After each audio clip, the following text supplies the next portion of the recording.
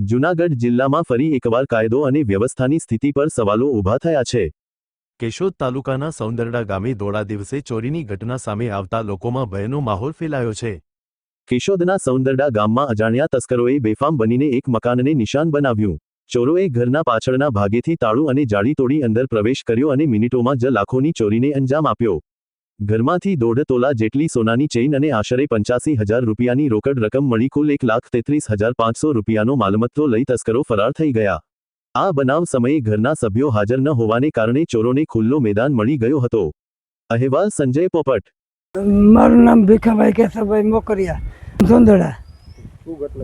ઘટના અમે ગયા હતા રવિવારના દી અમે ખરખરાને કામે ખોટકાને કામે ગયા હતા ને પાછળથી અમે 10:30 વાગે ગયા, 3:30 વાગે આવ્યા તો અમારા તાળા બાળા તૂટેલ હતો।